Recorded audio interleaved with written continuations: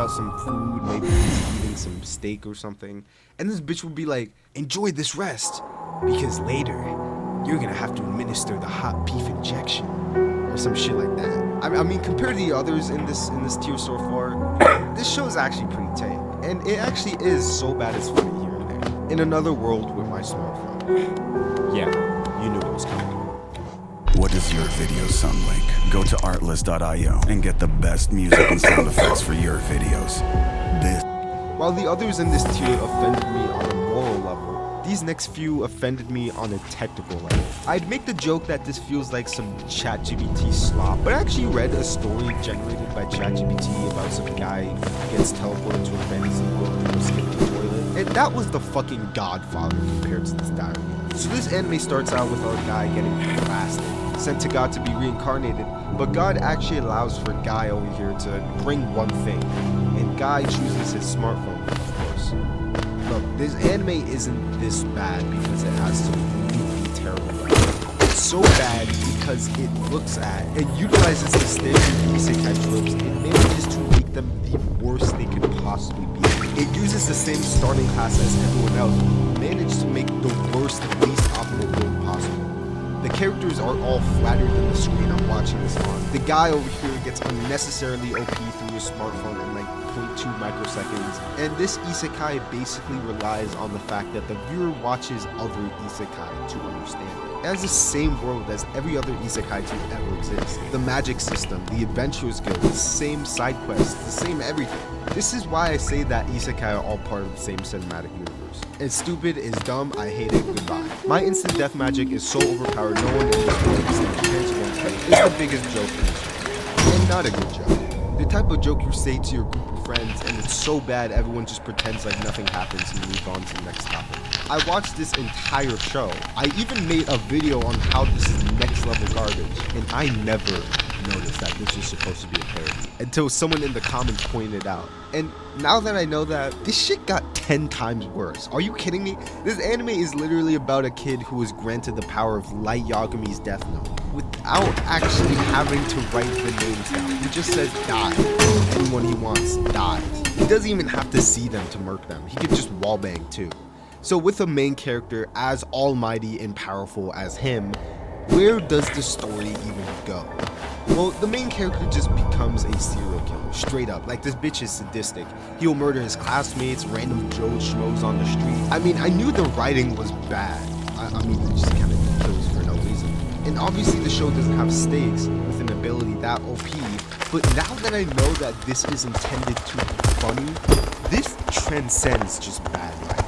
I think the author needs to sober up. I haven't laughed once watching this psychopath go on his murder spree, but there are some times I've laughed at the show, and that's probably because it got one of the worst adaptations ever. I have a conspiracy theory about this show, because this shit can't be looking this bad and not. I think the studio behind this anime deliberately sabotaged the source material to make for a great fusion dance between some shitty ass source material and one of the worst adaptations to birth something with a strange lore. But where I'm from, we just call that stench. Master of Ragnarok and Blesser of Einherjar Jar is the apotheosis of just like a ton of other isekai, this anime does a ton of shit. This show is special. It goes the extra mile with fucking everything. It's truly a case study. So to describe how this show is so bad, let me go on a quick tangent. The reason so many of these authors just naturally drift to creating isekai stories is because of the sheer advantages its premise gives. Like, if some random pedestrian from like Nebraska were to be transported to the magical land of Isla, that random Nebraskan would be in the same headspace as the audience. Both him and the person behind the screen have no idea about this other world yet. So therefore world building becomes easy, because it wouldn't be unnatural for the protagonist to ask about random fantasy jargon because he doesn't know shit. The aforementioned fuck up I mentioned before with this show has to do with exactly that. Many terrible isekais start out with the protagonist already in his new world, without spending any time in the previous life. But this is next level. We start out in this anime after the protagonist has spent multiple years in this fantasy land. with a starting loadout of obviously OP powers and an established harem. What got me is that he's the commander of some militia crime syndicate organization or whatever it is. This decision practically shot the author in the legs. He declared that this was an isekai, proceeded to skip out on the fucking purpose in writing in this genre, and then is forced to world build normally. And obviously he can't do that. Black Summoner looks like it's gonna be the last one to make it as the best of the worst.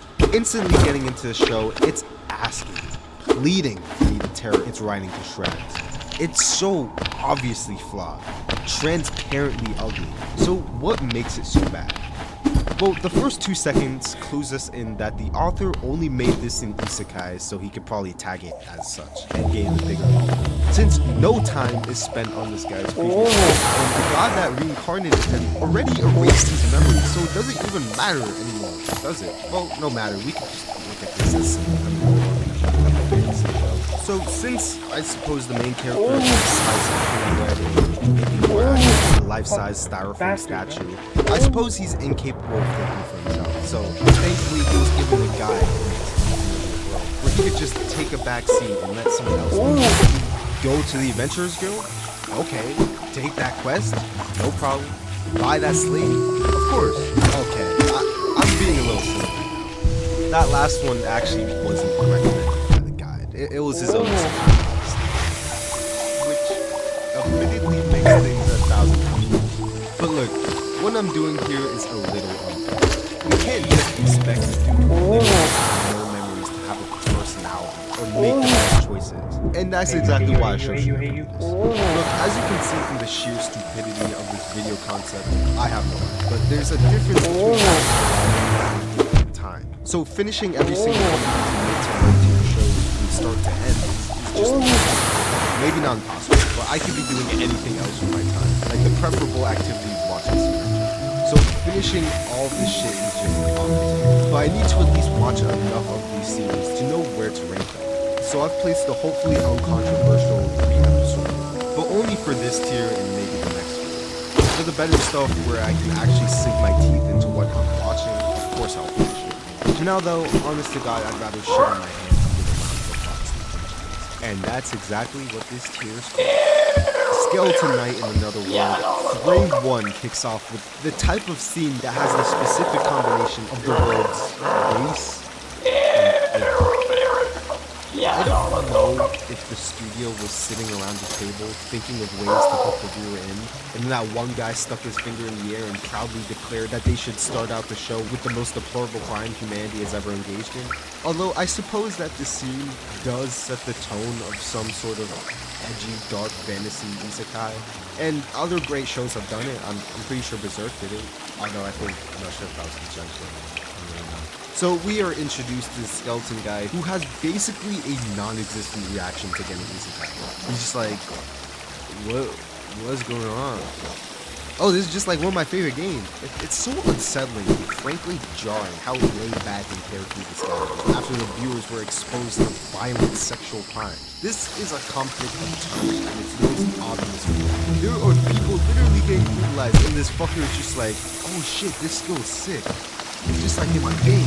Overall, this show is directionless, confused on what it wants to be, and most importantly, combatants will be dispatched isn't any percent speeding. It's a no bullshit run that's successful in making me utterly despise the main character in under 30 seconds. I swear to God, we just had a checklist going into this. Bad jokes, lack of action that happens to rhyme with grape, and a persistent ass attitude that makes me want to.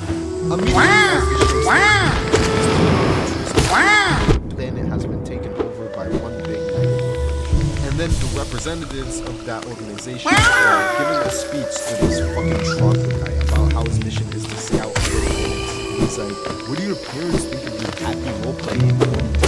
It's like, is this actually a world-conquering organization or just we don't know. This show is so stupid. They give us a serious-ass exposition dump, then immediately contradict all that with this absolute wasted skill. Too bad the other world actually has some interesting lore, because the writing is garbage in the character. Girls Bravo sucks shit. It's about a guy who gets bullied, and then he teleports to a world where way less men exist than women. You could fill in the gaps on what this show is it's just shit. It really has no value on this planet. Just watch porn at this point. There's no point. Aesthetica of a rogue hero honestly just feels like pre-game for a goon session. All the women have inflated chest sizes of course with the wild exception. And every single character in this show is about as interesting as a potato or a rock. Actually, not to insult rocks, a lot of them are very cool.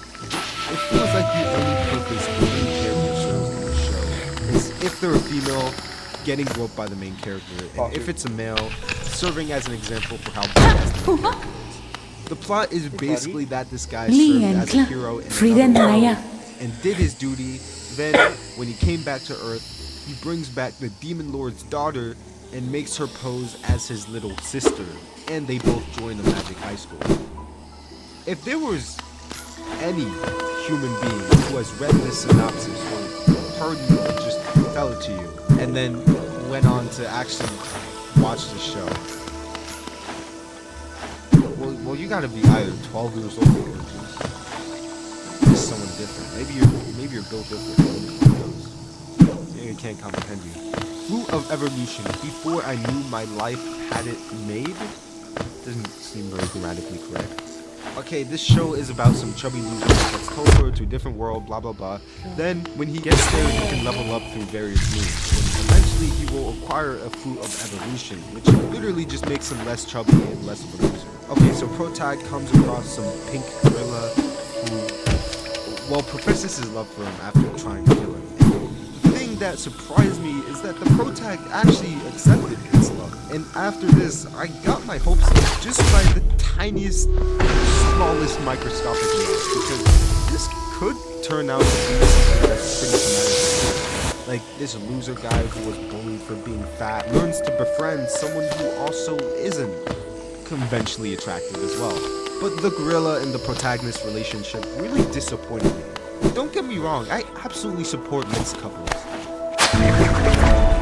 Watch college football all season long, live, on a variety of networks, with game-winning features. On YouTube TV, try it free. Terms apply, cancel anytime.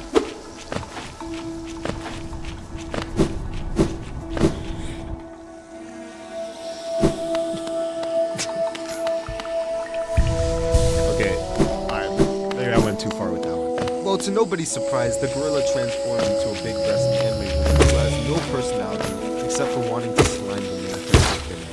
Oh, and also apparently people who actually watched the season 2 for this show for some reason have gone on record saying that it got the Promised Netherlands season 2, which, if you don't know, the Promised Netherlands from season 1 to 2 went from a joke to something that could barely even be called a narrative. How plot holes.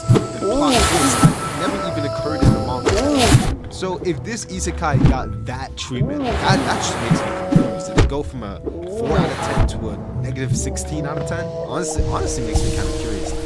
High school prodigies have has a stupid premise and even worse execution.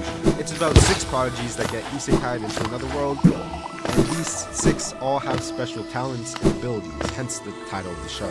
But it's clear that the talents that these prodigies have are basically just as their character. In this show, functionality was the person.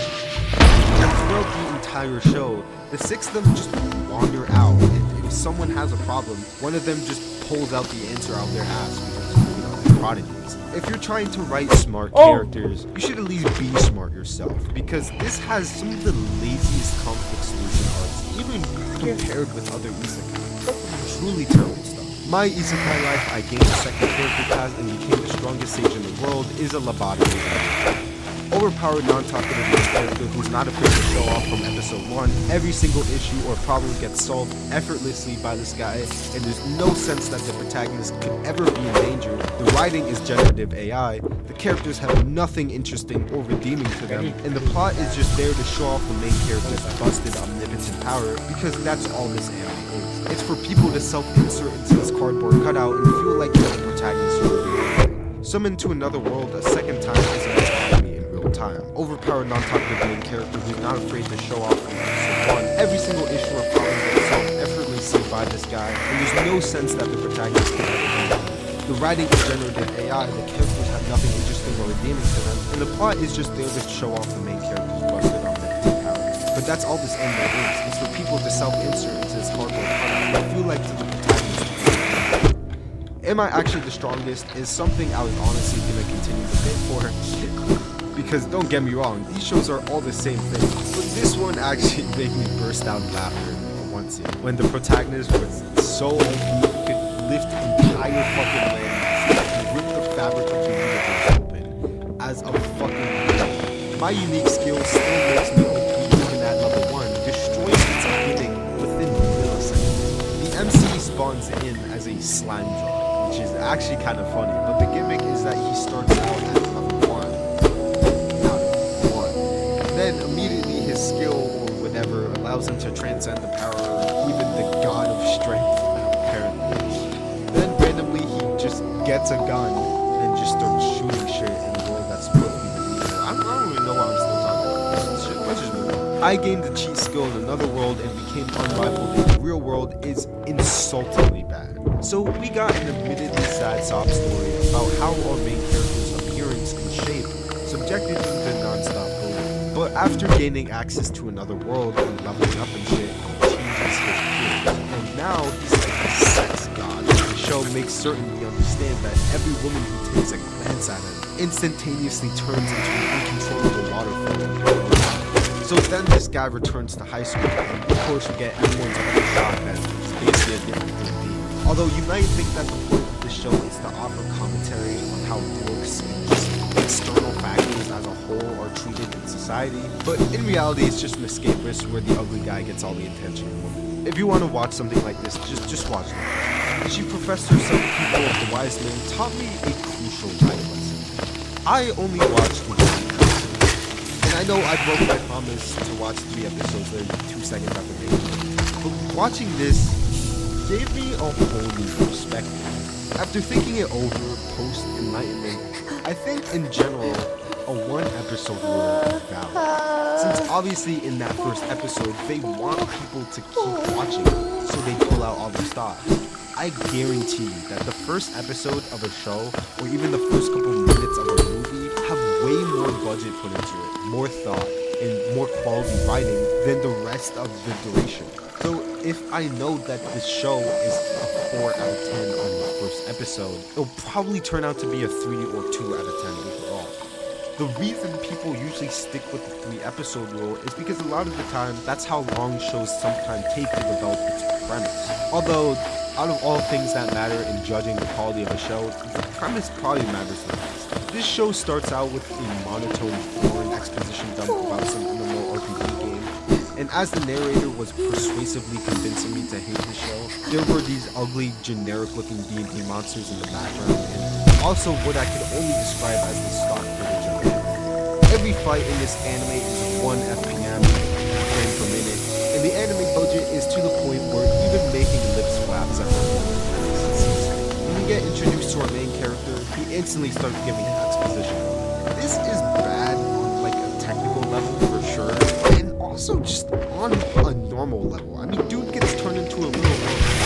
I hate that shit, but this is not offensive, and it never really applied itself to really put in the work to be the best at being like the show's doing.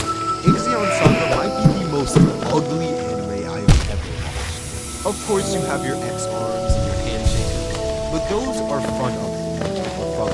Like, those animes are a special type of fun bag. It's like how do they think this is a good idea bag. Ixion Saga, on the other hand, makes you want to grab the nearest highly acidic domestic chemical, most preferably bleach, and drench that shit down your eyeballs. There is no excuse for anything looking this bad. God had no hand in the creation of this environment.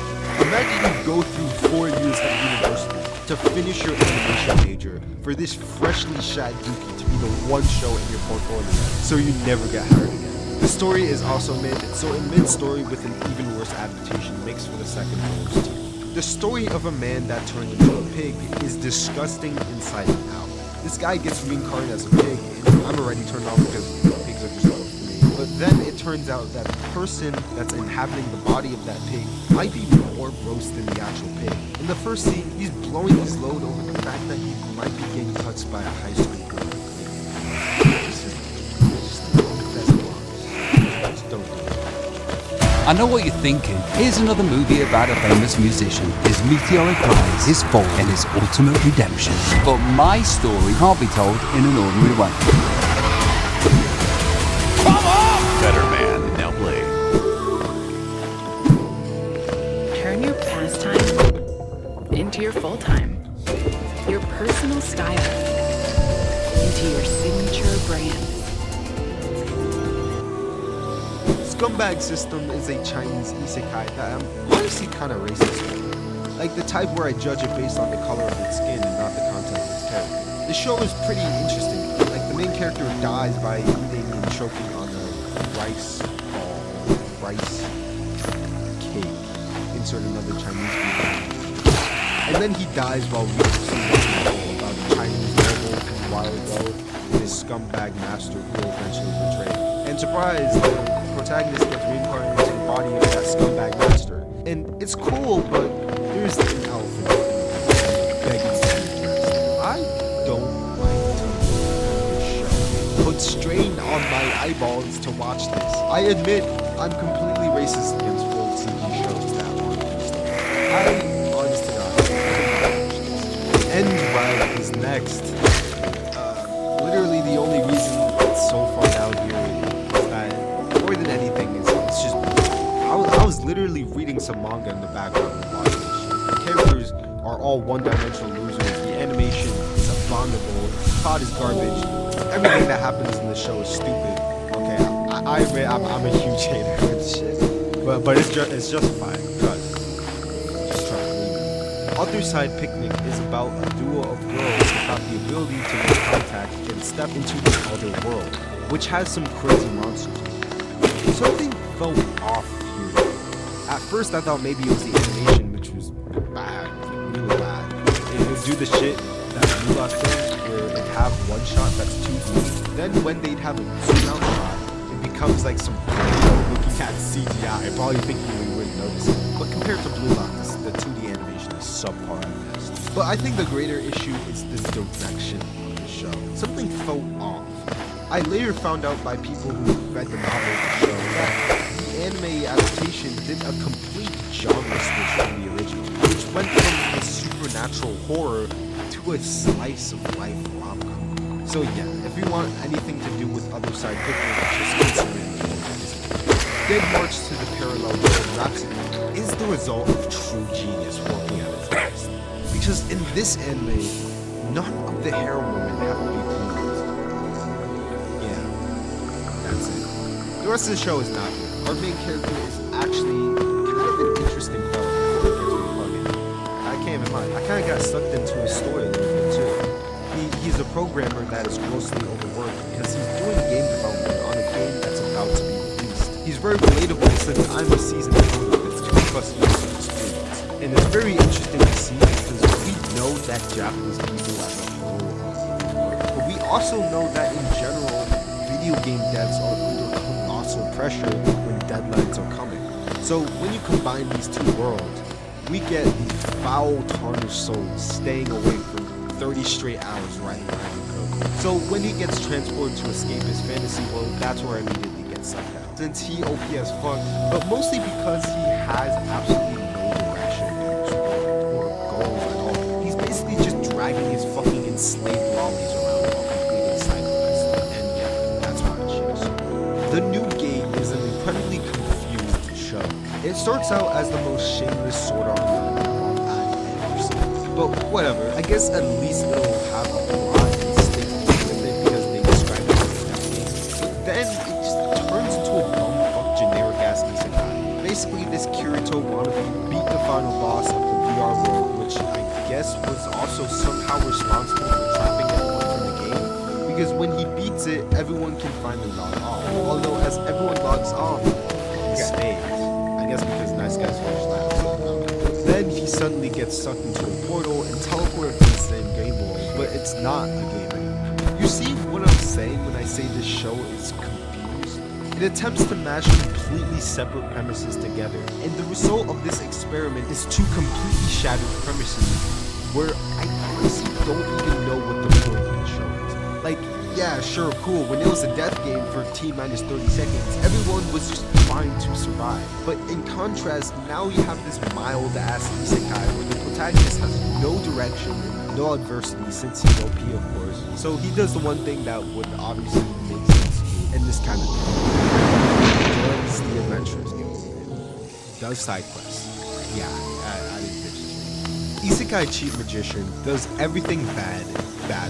And you probably don't need me to tell you that because you don't even need a 3-episode rule. If any sane person sees this title, they should run for the hills. Actually, you know what? I think I actually find those new gen isekai titles really helpful. It helps me quickly identify the trash among the less stinky trash versions. As you can probably tell, the main character reincarnates, instantly gets the most OP power beyond normal comprehension, and the show from start to end has no stakes whatsoever because bitches be too powerful to struggle. And the problem with being overpowered right at the start isn't just lack of diversity. Since if they start out with an infinite arsenal of magic they can use, there's no chance in hell that the magic system is getting fleshed out at all. If Gon had crazy men in Hunter x Hunter by episode 1, then I doubt that there would be any chances to explain men to the audience. And to be honest, that's very bad, don't watch. Wise Man's Grandchild. This show put me to sleep at least 5 times. Not even because it was 3 a.m. Since I literally tried to watch this one on like 3 separate occasions. And every single time the shit squarely knocked me out of consciousness. How fucking boring it is. Wise Man's Grandchild is uniquely bad because of how pacifying it is and generic. Like this show is the epitome of those videos, like mysterious nonchalant main character pretends to be weak but reveals his overwhelming power at magic high school. World's Finest Assassin gets reincarnated into another world as an aristocrat is made by the same person who made Yu-Gi-Oh! Which is so infamous that I probably don't need to give an introduction, but I'll just leave you with the fact that if it was actually classified as an isekai, you would have heard me talk about it first. Although this isekai is just okay, it doesn't seem to have any of the psychopathic traces that you'd think would be left behind by the leading of a hero. This anime is about the assassin who gets reincarnated into another world as an aristocrat.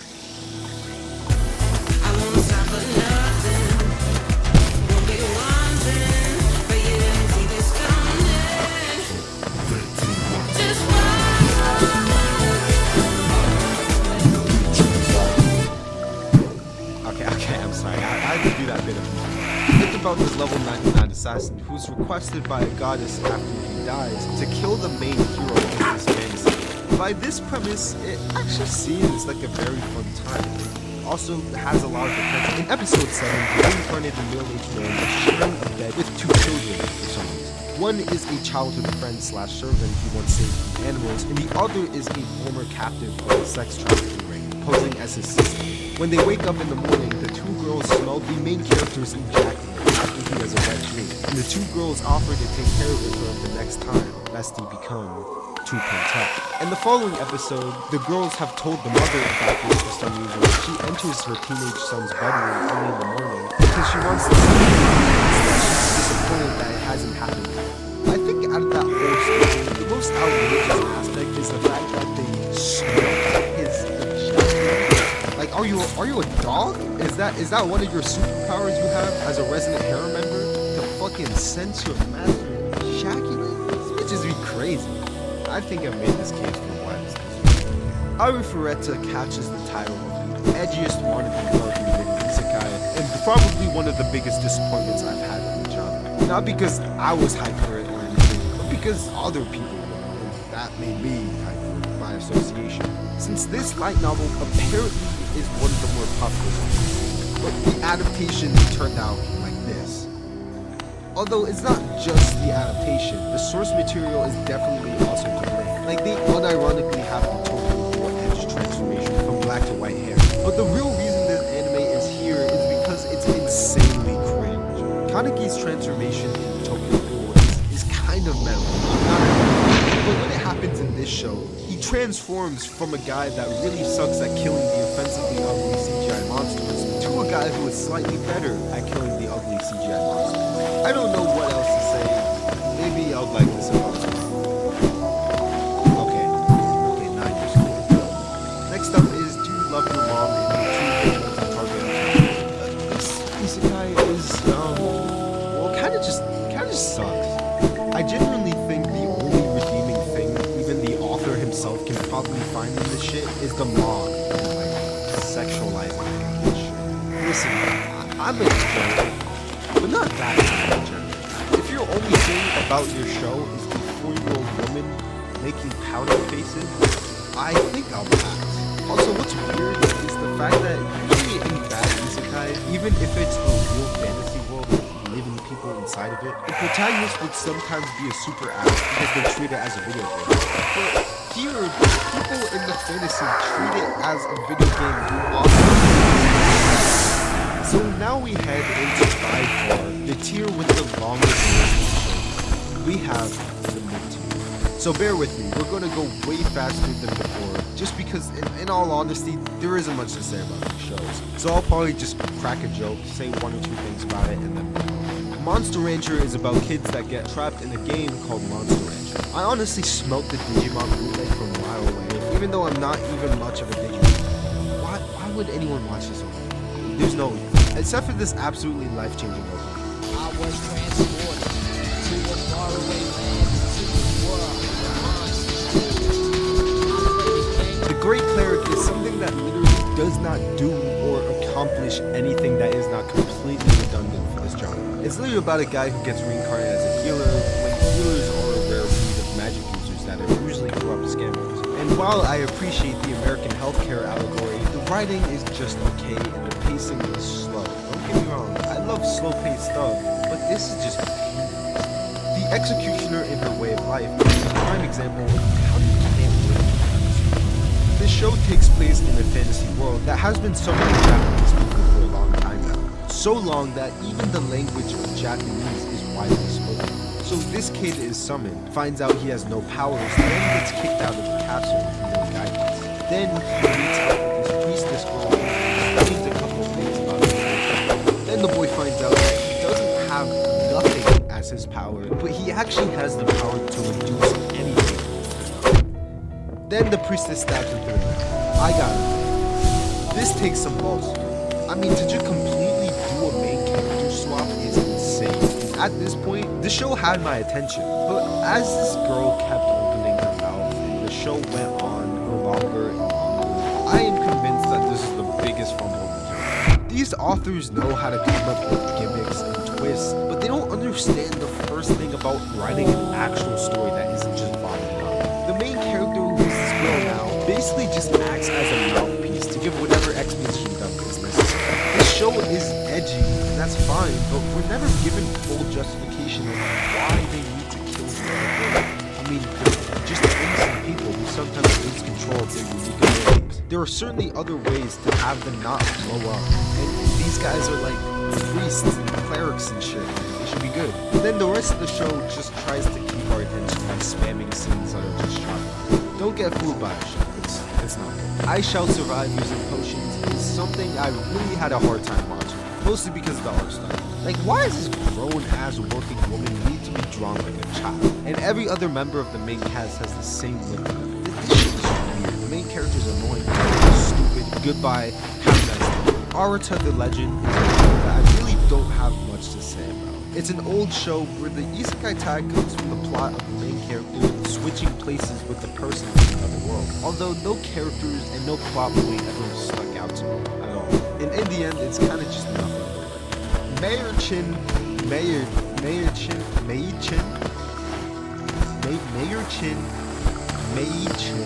is what you'd find after dumpster diving and excavating the piece of shit that was at the bottom. The show is truly underground. Yeah, that's it. It's not good underground, it's just terrible. Sometimes you do find little gems, but for the most part, shows are buried for a reason. Battle Girl Time Paradox is about magical girls representing important historical figures that get summoned. It's overly fan servicey, the characters all feel flat, and why would you ever watch this? Just watch Fate. It's the show I know. I'm Standing on a Million Lives. It's a pretty unique story, but how it's handled is a little bit questionable. So it's about this game that teleports into this world to complete quests once a day, and if they don't complete these quests, they die. The difference between this and most isekai is that this is actually a game with non-player characters and skill trees and shit. This show, however, feels very rushed. After everything is said, it turns out to be pretty generic. Knights and magic, you gotta have the boring world, those boring protagonists, as you can see. Bro, by a truck. Reincarnates into his world, and then he wants to pilot that guy.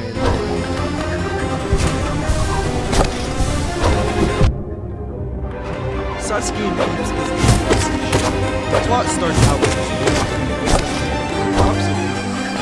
and then that means so Sasuke begins making a name for himself and other stuff to already then Sasuke saves this one girl and then the girl to and then they recruit him into the agency to track down players like him. Then a war breaks out and he's swept up in it. There's just so much shit that this show is trying to accomplish. Although there's never any effort put into connecting all these incredible characters. And it just Demon there is just nothing good or original to it. Everything it does, others have done 20 times better. So Guy coded a game, gets reincarnated into game in the form of Demon Lord. Then for the whole show, this guy just aimlessly wanders, fighting strong opponents and winning their matches. Just so they can praise it. Don't watch this. Just wait 50 minutes and I'll tell you what to watch. Drugstore in Another World is what you expect from the title. No, they aren't building the drugstore from scratch or any of that boring shit. The show starts after this guy isekai'd into this world, built and made a career out of this potion shop, and met two members of his harem. The show is just a slice of life of this guy in the drugstore with his lolly hair.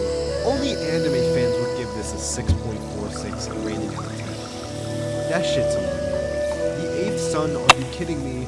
Starts out when this boy reincarnates as a child of nobility, but then he realizes that the noble family is actually really cool. Whoa, twist. But one sliver of unpredictability doesn't excuse the rest of the 11 episodes being irredeemable basic cliche garbage. Sorry, I'm watching a lot of shit. Kamigami no Asobi is a reverse harem anime, but all the guys in the harem are guys. That's the whole show. It's adapted from a game, apparently. Adaptation that made the character writing so bad. But full disclosure, I was never really fully tapped into this in the first place. I mean, it's just really not my thing, obviously.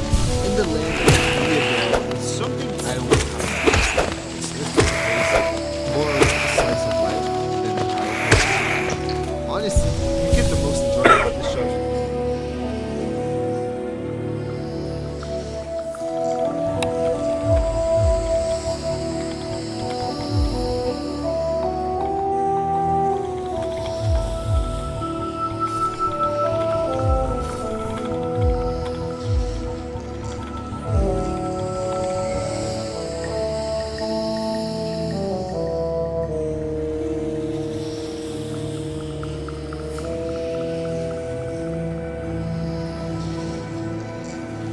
Welcome to AK Park. Where? I know, thank you. Welcome to AK. Help me! Going to Serdek Green Station. If you haven't unlocked this area yet, then you shouldn't be looking for the upgrade yet.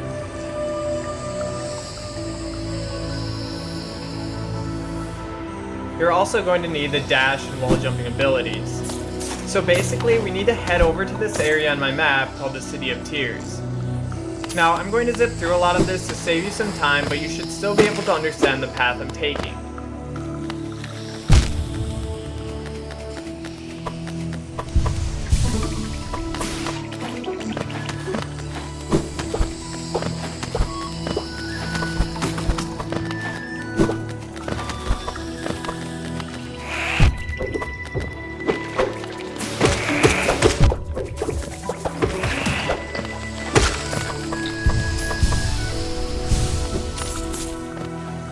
When you get to this point, do a wall jump up here to do a platforming section.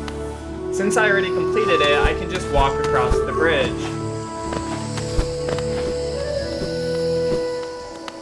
At the end of the bridge, you'll see a statue. Here, place the city crest you got from the first boss to open the gate.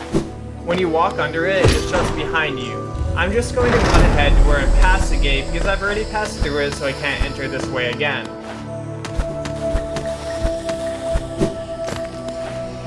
Now just climb your way to the bottom until you see the blacksmith's sign.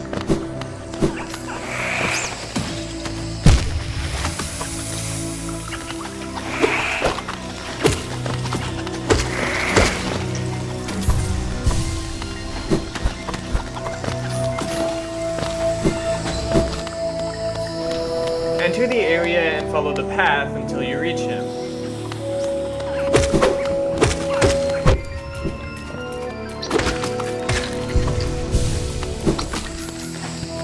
He'll charge you 250 coins for your first upgrade, so be sure you have enough before you visit him.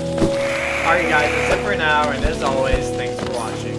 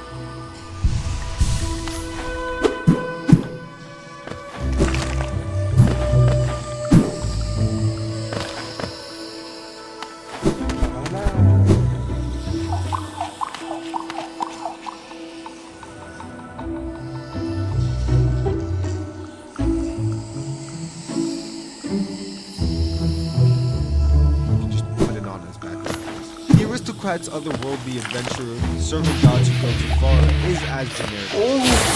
Nothing especially as unique here, but something that is bad is the show's pacing. In one episode in particular, a new villain is introduced, imagination about the world is told to the audience, 2 new allies get introduced, and sit through the pyrotechnic backstory, and we even get a full training arc, all in 23 minutes. Bed and Breakfast for Spirits is about a girl who could always see spirits. Then she gets teleported to the hidden realm where her reverse harem is, obviously. But I feel like this anime ultimately never decides what to do with itself. I don't know, you can totally accuse me of bias because I'm not the biggest fan of this shit. Dog Days is about a kid who gets transported to this world where 2 kingdoms, the Cat Kingdom and the Dog Kingdom, are at war with each other. Although they're not actually at war. The war games are an entertainment spectacle held by the nations because they're in a boring peacetime. And that's a pretty interesting concept. But when your entire plot is set within this war, in air quotes, it feels unsuspenseful and boring.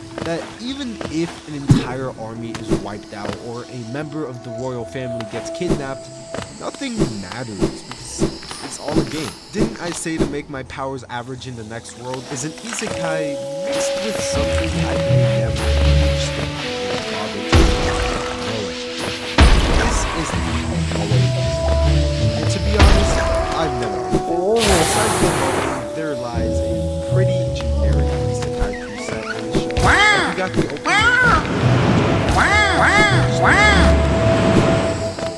If you like Moe, I guess you might like the show. Don't go into it expecting, good writing or interesting world. Villainess level 99, I may be the hidden boss, but I'm not the demon lord, is a show where if you take away its gimmick, this basically sums up the rest of the show.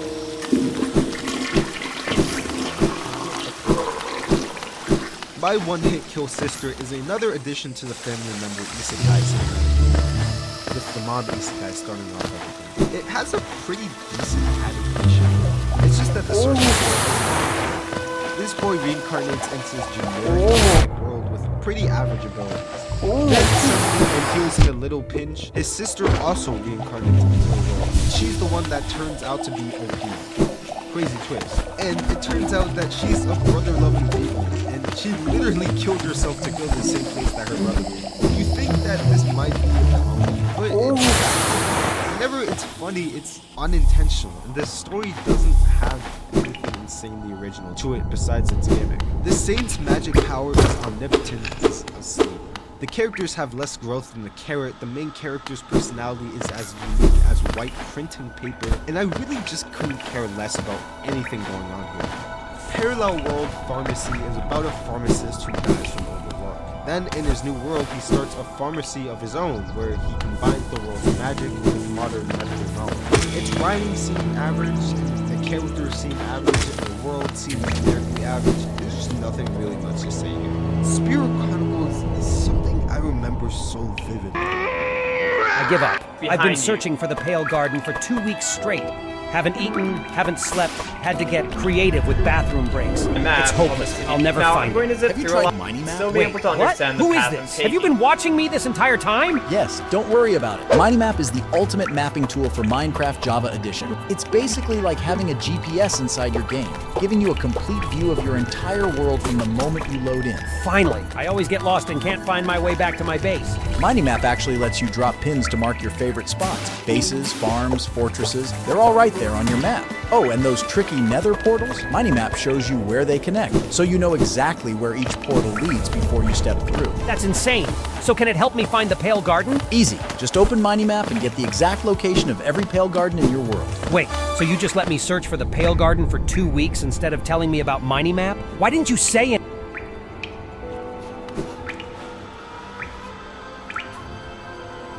Anything. I find joy in the suffering of others.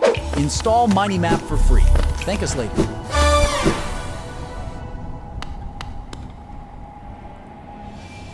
Fading in and out of consciousness, I'd frequently see the striking visage of Kirito. At times, I thought my mind was hallucinating that the show was buffering, but it was just how stiff it is. This show isn't boring. It's just not good or adds any value to this planet. Our protagonist is a reincarnated truck victim who starts out in the slums, but gets an audience with the king because he gets lucky in saving the princess and the kingdom. But then it turns into some generic type of Kuma Kuma Kuma Bear is about a girl who plays as MMO, of course, and gets gifted a bear powder that gives her buff stats. Then when she puts it on, she finds out she can't lock it off. And now that she can't lock off,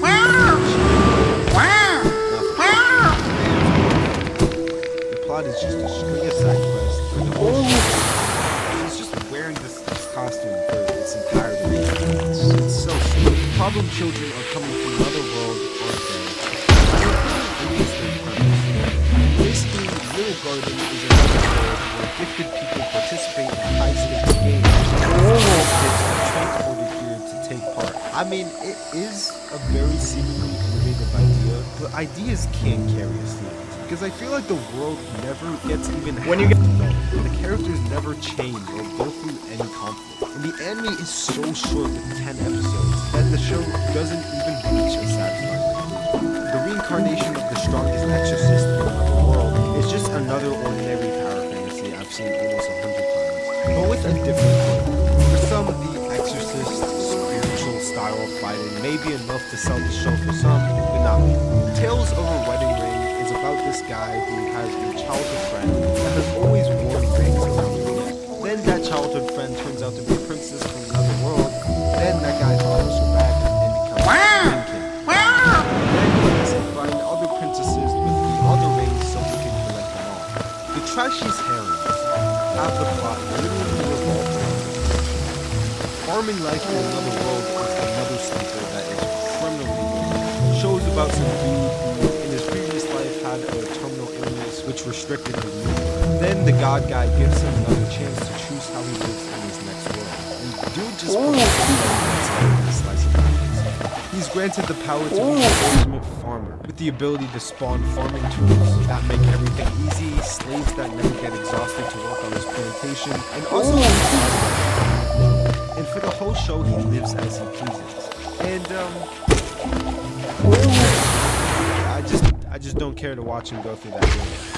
To be honest with you, anything that feels like a slice of life to me, where it doesn't feel like anything is happening or getting accomplished, is being put in into. Unless the show has lives, I can't be bothered. Not act sign is like if you booked a trip to Yapsville and decided to attend the board game. Maybe I'm too brain-wadded, maybe I can't comprehend this show, but to me, it just seems like a lot of talking. Just a ton of pointless melodrama that doesn't really make sense. It's a typical trapped in an MMO RPG show, but they're not really good. Fluffy Paradise is a feel-good isekai, where the protagonist's ability in her new world is being liked by everyone. It's a pleasant watch, if you basically get it what you're expecting from the show. The only thing that's weird about the show is the fact that it doesn't even feel isekai. The main character, after she gets reincarnated, acts like a normal 3-year-old, and she doesn't exactly do anything in terms of using her knowledge of Earth to make decisions or create some change. Himo Michi is about a wrestler that has a perverted obsession with any type of animal, and he gets summoned, suplexes the princess, and goes around harassing her. This is supposed to be a match, and it never made it. I guess it's just not my type of thing. No shade if you find this funny. Fate Grand Order. But, well, interesting. I don't play the game, although I've heard horror stories about people wiring their entire bank account to this game to fund their insatiable desire for a picture of life version of it. The show, though, features some returning characters, and they've traveled back in time to ancient Mesopotamia. Honestly, you can count this as an influence placement because I genuinely have no idea. Like, I will literally be more awake listening to my high school history teacher praise Thomas Jefferson than if someone tried to describe my religion. I made the executive decision to watch Fate Zero, then get the hell out of the whole franchise. Best decision I've ever made in my time. Reincarnated as a sword is just okay. It has a goofy gimmick and runs wild with it. Although getting further and further into the series, it kind of just becomes unclear about what this show is actually about. The guy dies, finds out he's a sword, then flies around killing monsters, leveling up. Then a catgirl slave finds him and she uses him, and they embark on a journey going from side quest to side quest. All around, I think that the next show has a worthwhile gimmick and slightly better execution. The vending machine isekai. You knew it was coming. Possibly the greatest thought that any human ever made. Like, how do you think of this shit? A vending machine isekai. That shit's so fucking silly. Once you get past gawking at how fucking ridiculous and laughable this whole concept is, there isn't that much to this show to retain attention span. The goofy gimmick this time is that the protag got reincarnated as a vending machine. So, what now? Well, I know. I can introduce a way for the vending machine to upgrade itself on the path to finally getting the max level udon noodles. See, the problem with this show is that it's built like it's trying to be some absurdist parody of isekai, or even just a simpler comedy. One small problem. This shit isn't funny. The characters aren't all that special, it isn't funny, and if you say this is a power fantasy, you're saying that with a smirk on your face. So I'm really just confused with this show on what it's even made for. Like, with the standard power fantasy, I know that there's a reasonable audience, but here I feel like this would attract a lot of people because of how glaringly silly the title of this is. But most people probably watch maybe the first episode and dropped it right then and there. The Great Jahi Will Not Be Defeated is a reverse isekai that is basically just a flaccid devil's apartment. A demon lord or adjacent person gets teleported to the real world and has a hard time adjusting to modern culture. It's a genius setup with some great comedic potential, but this show is not funny, and it seems like its only redeeming quality is Jahi, who has a pretty cool character. How to not summon the demon lord is some gooner shit. Don't deny it, you know it, I know it, we all know it. To be honest, the only reason it's not in the previous tiers is because it is actually decently funny. This guy is a basement-dwelling loser who's allergic to showers, grass, the outside, and most importantly, women. But his antisocial boomer mindset is actually kind of entertaining to see when confronted with the bread and butter isekai tropes. Because, you know, talking to women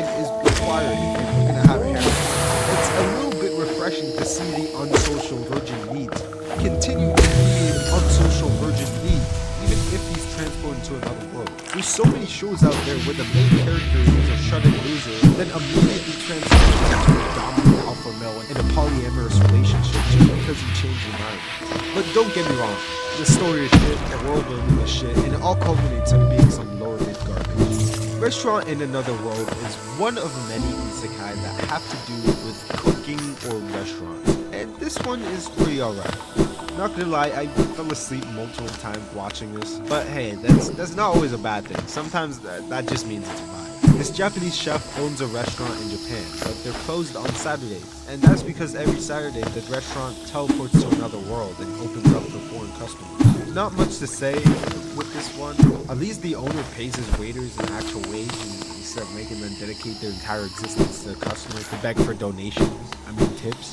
Campfire cooking in Another World with my absurd skill wastes no time. It practically speedruns the isekai mode. They skip any unnecessary stuff, like, you know, spending time with the protagonist before the isekai happens. But this is good. It hits all the dopamine receptors one by one without wasting any time. Instantly the gimmick is introduced. In a Shakespearean twist, our protagonist's special ability after coming to this fantasy world is online grocery shopping.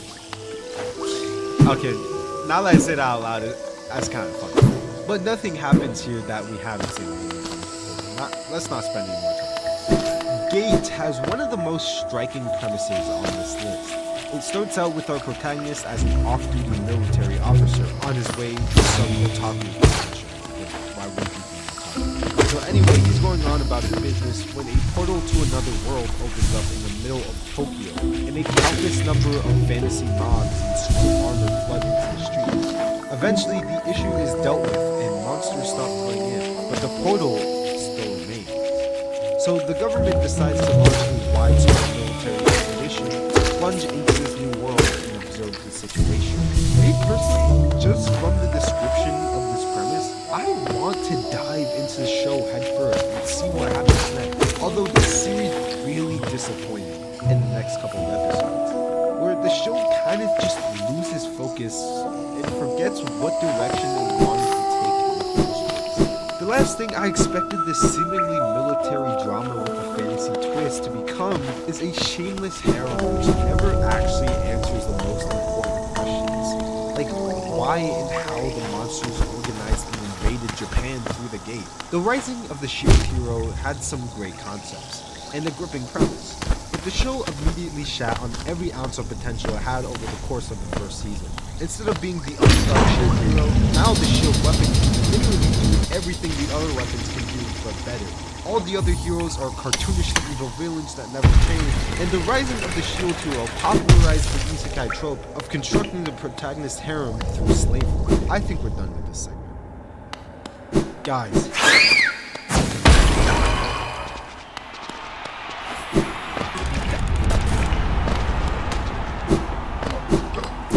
I googled you today just to see what pops up. Did you not know who I was before? No.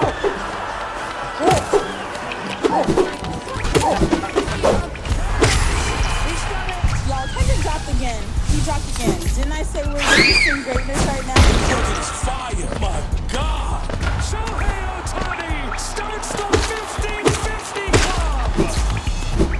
Country music's year of being the it genre has officially reached a fever pitch. We're at this, which is kind of blowing my mind right now. I don't know about nobody else, but I'm starting to like country music. Can I get a large Dr. Pepper with pickles? This is so good. It's undeniable. Mudang is a star. Mudang. I'm your favorite hero's favorite pepper. Here comes Shakari Richardson. Shakari's got him covered. Caitlin Clark, welcome to the WNBA. Clark, with fans everywhere. I want to know people like Caitlin Clark. Lamine Yamal, welcome to the world stage. Hello, I'm Anxiety. Where can I put my stuff? My phone, 5 years ago. Are you okay? We are officially out of the trenches. This next tier is reserved for shows that I found to at least be enjoyable and above average. Alright, look. I know, I might get crucified for starting out the tier like this, but first on the bright side of that tunnel is Isekai Quartet. Probably the most shameless cash grab of the Isekai genre. It basically a crossover series that features characters from Overlord, Konosuba, ReZero, and Saga of Tanya the Evil. I was planning on rating this way lower, but especially now that I've watched every single fucking show to ever come out in the genre, I know all these characters, and some of the jokes actually made me laugh. As a whole, I started to appreciate this show more from, doing this whole video. Chilling in another world with my level 2 super cheap powers is very similar to that one isekai in the lowest tier, Black Summoner. I don't know if you remember it. Honestly, it's shocking how similar it is. The guy is unreasonably overpowered. He literally comes equipped with a guide that just tells him what to do all the time. And this show has that strangely common trope in this genre where the main character fights some type of beast in the first episode and then they turn out to be some girl with a big chest. So if this anime is virtually the same as one of the worst ever in the genre, what separates them? It's the protagonist. He carries so hard it's not even funny. He's the Martin Luther King of the isekai genre, a progressivist, a civil rights freedom fighter. I've liked him from the start of the first episode, where he resisted discrimination against some demi-humans, and then to the ultimate Chad alpha, where the guide literally told him to take a slave because it'd be more convenient, and he defies him. Okay, now that I'm saying that out loud, I think that this might be bare minimum, and isekai is genuinely lowered my standards. But I reincarnated as the 7th prince so I could take my time perfecting my magic. Here's some fresh garbage that came from the spring season. It's about a person of low birth that dies and gets reincarnated as a high-born prince with exceptional magic. Yes, the protagonist doesn't actually start out on Earth. His last life was in the same fantasy land they reincarnated. So he's an OP protagonist that just hides his strength and blah blah blah and already know. Although this show has some amazing characters, like the absolute magic fanatic main character who literally by episode 1 becomes Gojo when he smashes together the essence of 2 completely separate magic systems to tear the fabric of the universe. And then by episode 2 he just casually becomes Superman. The Familiar of Zero is a really old show, coming out in 2006, but still had some pretty subversive ideas, like the main character is actually not the one to get transported. Actually, the one to do the isekai-ing is the main character. She lives in this Harry Potter type of fantasy world, and she kinda sucks dick at every magic she does, but in the summoning course during the Hogwarts curriculum, she calls forth a god, just like a dude. Like everyone else is summoning spirits and pets, and then she's like, alright, let me just To be completely honest, I feel like this show doesn't have too much, substance to it. I'm really not the biggest fan of the whole Harry Potter vibe. Out of all the franchises out there, I don't mindlessly hate anything more than Harry Potter. Don't ask why. I don't know why. Shit's just the definition of it. But this show was pretty chill. Although it kind of just feels like a slice of life at certain times, but the characters were cool enough to keep it interesting. I'm the villainess, so I'm taming the final boss. Should have ended by episode 4. This story is about, well, you can just read the title. Person reincarnated into an otome game as the villainess and wants to tame the demon. But she ends up fulfilling the title of the show, taming the final boss, at episode 4. Then the rest of the show is just filler. Really disappointing, but I like the story. Magic Knight Greyheart is probably the oldest show on this list, coming out in 1994. And I think it really suffers from the fact that I'm watching it in 2024 and not in 1994. Now, the way they portray everything feels at best stereotypical and at worst cliche. I'm also really not a fan of this so I could say all that, but it's really not the show's fault. It was probably pretty good. Mysterious Play is also a show. Actually, the second oldest one on this list. It came out in 1995, and compared to the other isekai in its era, including Magic Knight Ranger, it feels especially good. Here, it feels like the cliched are cliched, and the art style and everything going on animation-wise just wasn't my vibe. The story is pretty okay from what I watched from it, but it's also not anything. So Digimon is next, and to be completely honest, when I went to try to watch some episodes, I couldn't find the original anywhere online, not even on any of the alternative media platforms. But I sort of kind of remember watching Digimon as a wee young lad, and it's pretty much as classic as it gets. Kids get transported to another world filled with these creatures calling themselves Digimon, and for its whole runtime, they're mostly trying to find a way back to Earth. Joe Caramel probably seemed like the most revolutionary out-of-the-box concept.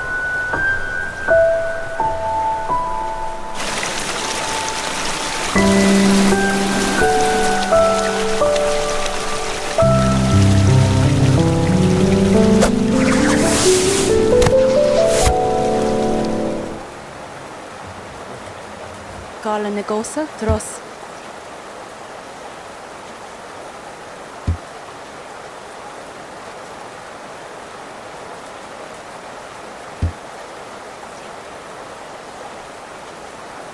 Hakana sagamos.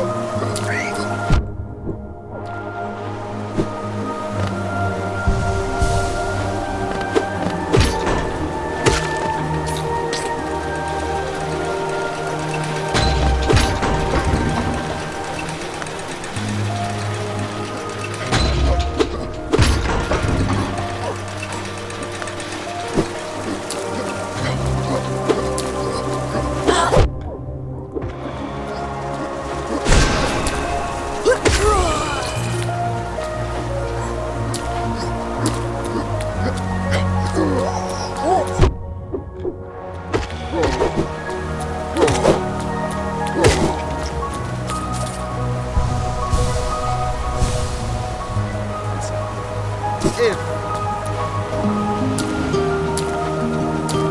2024 has been a year of bright spots and dark moments.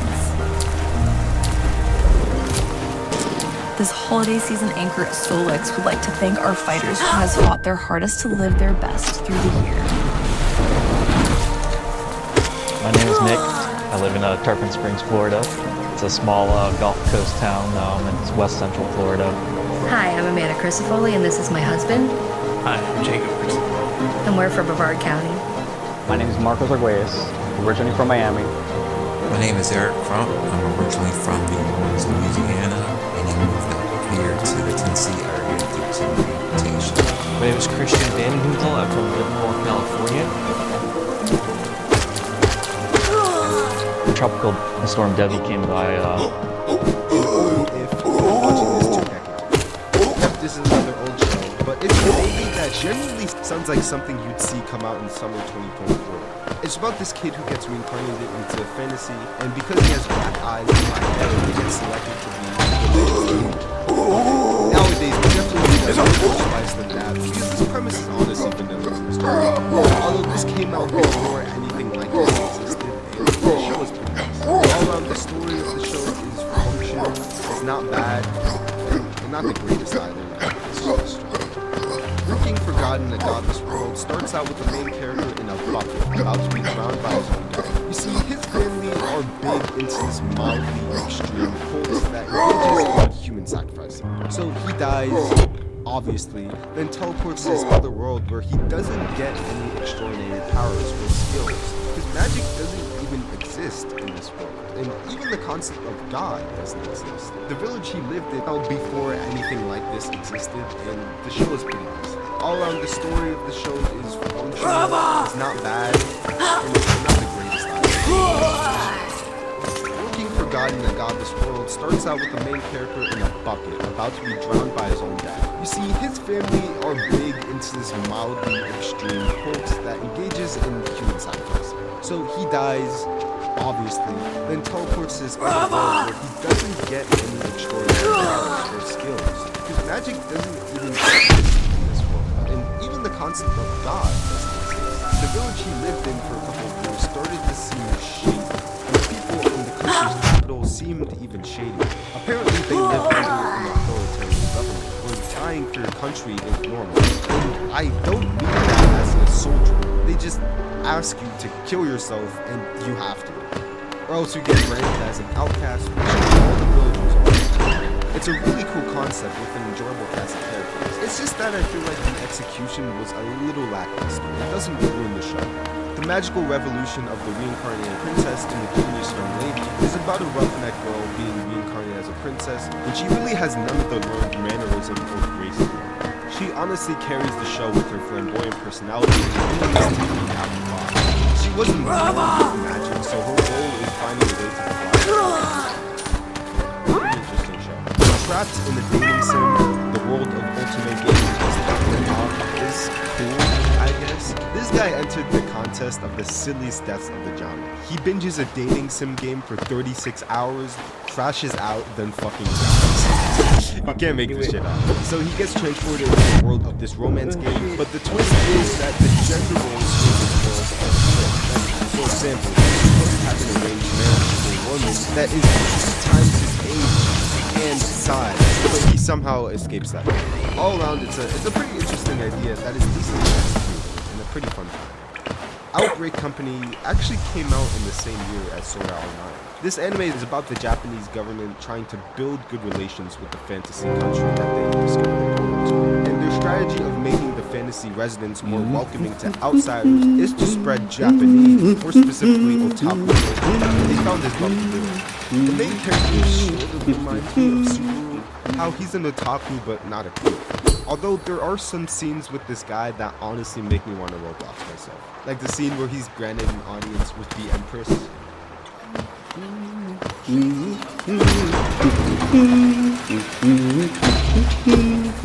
To help protect from HIV, I prep without pills. With Apretude, a prescription medicine used to reduce the risk of HIV without daily PrEP pills. With 1 shot every other month, just 6 times a year. In studies, Apretude was proven superior to a daily PrEP pill in reducing the risk of HIV. You must be HIV negative to receive Apretude and get tested before each injection. If you think you were exposed... Overall, this show has pretty interesting. Saving 80,000 gold in another world for my retirement is about a girl who finds out she has the ability to cross borders. So she does the only logical thing and starts doing it practice. At a 10x upshot. It's a fun show with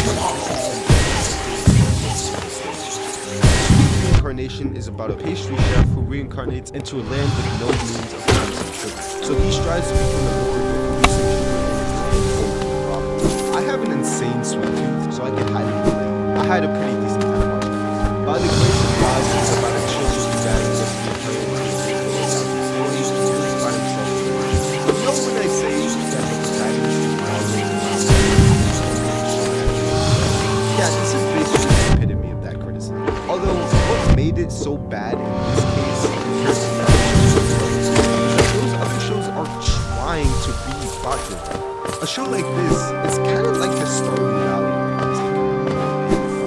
It's the chill show with vibes. He gets reincarnated and lives secluded in the woods for a long time, with only slimes to his side. Then he gets discovered by some nice forest and society. The most heretical last boss will be as the savior is actually a fairly well put together story about redemption. This isn't your typical villainess story.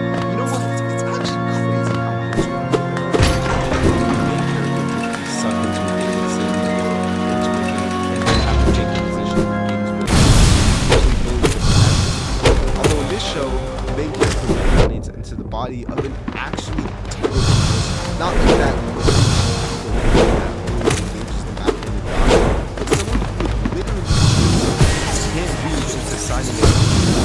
when the main character gets a hold of her body, she instantly dedicates herself to apologizing and making amends for what she has done in her past, and making sure the horrendous events that she knows happen to her. I think the guy who reincarnates as a total fantasy knockout guys are best friends. One rejects all of them because he wants to be his friend, and the other who attracts no one and wants any female attention. Fantasyland with the quest of defeating the demon. But the twist is that the less attractive one turned into a girl, and they're cursed to find each other attractive until they defeat the demon. This show definitely has a great cast of characters that are fun to watch on screen. Absolutely brilliant too. But at the end of the day, this is a comedy, and in that vein, it was just alright. Not laugh out loud funny, but enough to keep me around. I've been killing slimes for over 300 years, and maxed out my level is a chill time. It's about a girl who unfortunately died by overworking, and now she reincarnates as an immortal, only killing slimes for money to cover her costs of living. Then, at some point, she finds out after a tame 300 years of killing slimes every day that she's max level. This does kind of have slice of life vibes to it, and maybe a little comedy mixed into it, but I feel like the thing separating this show and say the farming isekai is that I could genuinely see people watching this and enjoying this one. I don't really know why. It's just a show that has so much more charm to it. Green Monster is basically an isekai ripped off, but this time it's especially bad. Like, the only difference I could think of when talking about the premise between Slime Sekai and this show is that in this show the main character is a book, and in Slime, obviously, he's a slime. Otherwise, we have the same progression where he's just trying to build his own village, and he also gains the abilities of whatever he eats, which is just completely uninspired. But the time I spent watching the show was actually pretty enjoyable. I was initially going to make the argument that's kind of hard to root for the main character because he's not really a great guy, compared to one of the most likable main characters in the genre. He fucking kills one of his villagers to just make a point. But actually, he's kind of a Chad. It gets tiring seeing main characters who have like 10 women willing to give up their life goals and virginity for them and have them moan and bitch around for 12 episodes.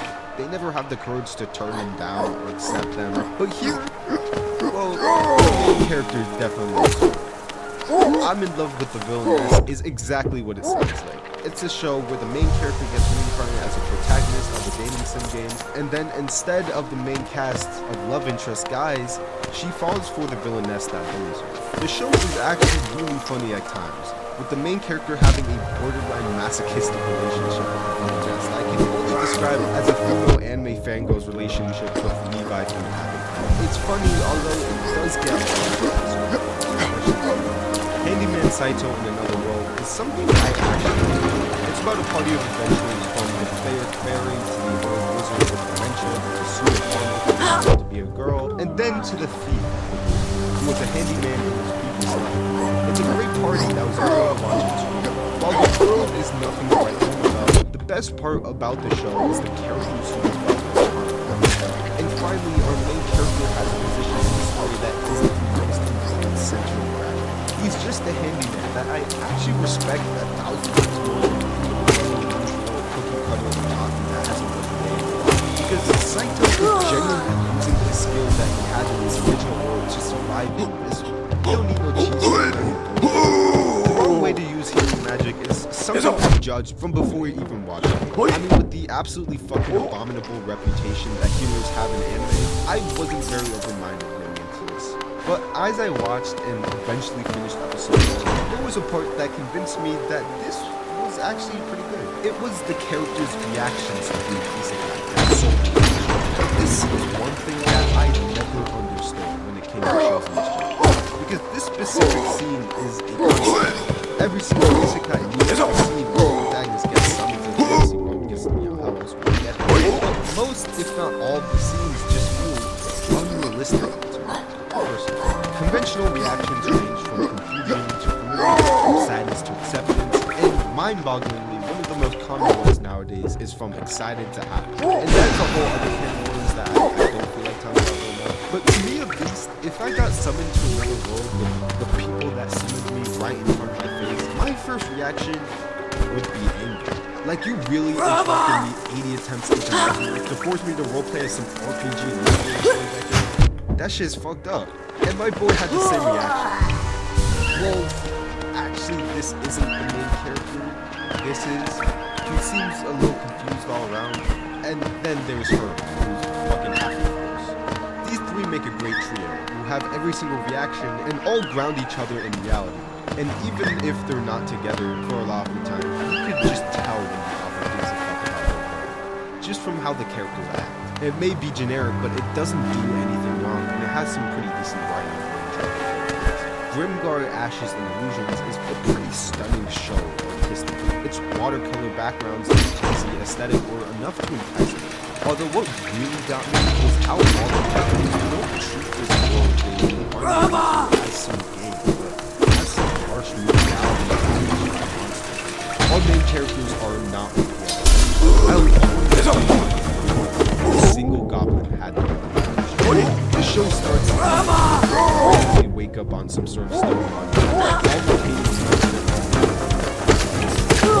is awful, so they have to find out where and they all agree to become adventurers. This show is special because it considers things that other isekai typically just gloss over. It's the most realistic isekai out there. It's definitely more of a drama than a power fantasy. So if a power fantasy is what we're looking for, I'd honestly give this first go. Choco, kidding. Ended up at the expansion fairly surprised me. I go into a lot of these isekai with the protagonists thinking it's going to end up as a reverse character, high grade. But this one is actually pretty cool. The main character knows that in this world, her fiance drugs then ultimately kills her because she reincarnates as a character from a book she read. And Relena barely has any since it's a politically arranged marriage between a women. So she has to find a smart way to either dissolve the engagement or not be poisoned. Another positive I have to give this show is how it portrays the world. Not to insult any other authors, but it seems like the one that did this did some actual research on how they act and balance complexities between the political relations. War on Geminar is an early 2010 series that really just feels like isekai did to us. So this boy is transported to this world, which is in the midst of a huge war. And at the heart of every country's military are these mechs that are usually only piloted by women. Although our main character discovers he has a talent for pilot. War on Geminar is an example of a show that does the harem trope. Every character's relationship with the main character is fully fleshed out, and it never seems like at any point that the girls are falling for the main character for no reason. He's a pretty cool guy. Japanese food from another world is the best in the vein of restaurant isekai. It really explores the entire Japanese palette, and this show has phenomenal fan service. The fan service being the food, of course. Just look at how fine this cuisine is. I'd eat that shit up. From someone who doesn't know a ton about Japanese food, I found myself sitting into the perspective of these medieval otherworlders who are blown away by everything served. This was a very fun time. Salad bowl of the Centrics is where we really started. Since this is the seventh princess of the Holy Empire of Butt Cheeks, persecution to a different world.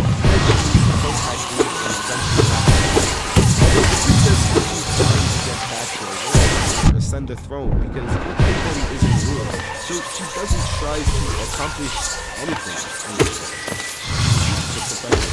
Although the show is funny from time to time, but I feel like even the comedy shows need a sense of pressure, unless it's like really which it is. It's close, but it isn't. The opening is the second coming of Christ. Like I don't believe someone's saying it. It's pure genius. The Devil is a Part-Timer has a great start, gets a little exhausted mid-race, and absolutely falls flat on its face by the end of the race. The start of Devil is a Part-Timer is special. Not one punchline platform. The premise was cool and different for its time, and its potential was crazy. Then it turned to shit by like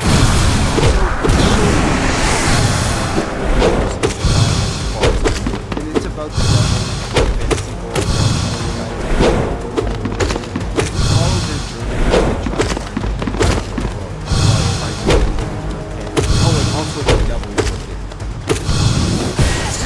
Some that just has way too much potential.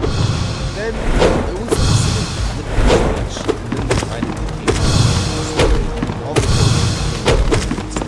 the plot became I think the best way to prove it is by asking. If you knew that this show even had a season 2 or a season 3. Oh yes, it does. This is after the series fell flat in the series. and it's trying to crawl to the finish line. The moment that the flip was switched was an episode in season 1 when the devil was asked why he decided to stay in Japan when he already has enough mana to go back to his previous world. And then the devil was basically like, I don't know. Eventually in those later seasons, the writing was honestly childish, and it stops being and becomes a thing. I don't see any adults liking this shit, but it makes this tier because of how good it is. So Samiki Moonlit Fantasy is a show I've heard a lot of buzz about recently, but it's second season just a little bit ago, and I've never watched it and just love the magic. The word I would use to describe it would be charming. It definitely doesn't mean that the show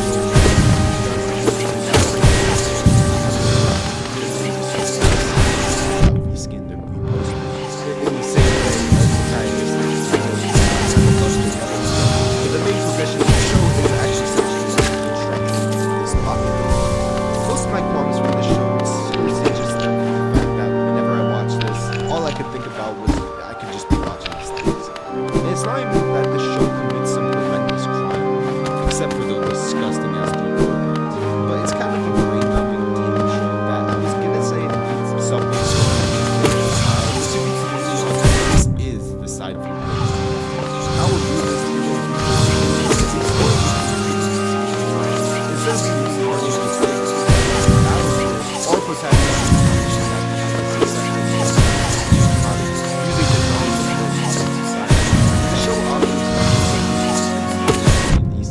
on a real level, this show basically just because our main character is practically just a real looking from the shadows. And it's really a joy to see it deal with and try to find issues that literally span across the entire country. Sword Art Online needs no introduction. It has one of the strongest starts of any anime, which rivals other successful anime in the same era. My opinion on this show is not really unique or anything.